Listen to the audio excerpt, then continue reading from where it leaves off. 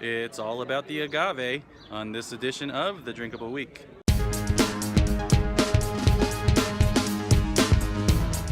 Hi, I'm Jeff Cialetti, author of The Year of Drinking Adventurously, and I'm in the Mexican state of Oaxaca, and I am on a tour of Mezcal distilleries, as well as places where the agave is planted. As you will know, Mezcal is based on the agave plant, much like tequila, but unlike tequila, it is based on any of about 30 different agave varieties. Tequila, as you know, is only the blue agave from which it's made.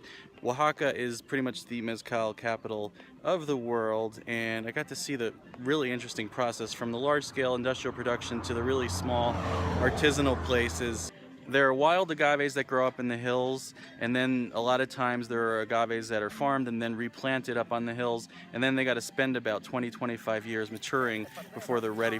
I actually walked up to the top of the hill and watched them harvest a wild agave, and I also had a chance to plant my own agave, actually two kinds of agave. I planted an espadín as well as one of my favorites, a topola. If you've ever had mezcal, you'll know that it's got a distinct smoky flavor. Well, that comes from the way the agave is cooked before it's fermented and then distilled. It's cooked in a sort of pit oven that's basically a very big smoker. The piñas of the agave, those are the hearts, those are thrown into that oven, and they spend a couple of days in there, and that's what gives them that really distinct smoky flavor. After that, they're cut into smaller pieces and then they're milled some more. And again, in the small traditional ones, there's this special millstone that weighs about 1,000 pounds, and it's pulled by either a small horse or a donkey, and it goes around and around, mashing the agave further and releasing more of the sugars, and then it goes into the fermenter, and then ultimately it's distilled into the wonderful beverage that you know. And it's just been absolutely wonderful seeing this entire process, from planting to harvesting to cooking to fermenting to distilling and then to drinking. It was also treated to some fresh pulque. Pulque is the fermented agave. It's not distilled. It's more around the ABV of beer, but it's a traditional beverage in Mexico.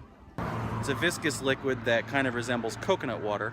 Also got to try some really traditional Oaxacan fare, especially the Oaxacan barbecue, where they'll take basically every part of the animal, in this case it was a goat, and they'll cut it up and they'll put it into these little bins that go into these underground brick ovens, and those are then covered with like a little tin roof and then covered with dirt, and they spend about 4 to 6 hours in there, and they use the entire animal. There's a dish that's got nothing but organ meat in it, and then the rest of the meat goes in a separate dish, and then it's taken out and mixed with some fine herbs and sauces and whatever you want, and it's pretty freaking amazing.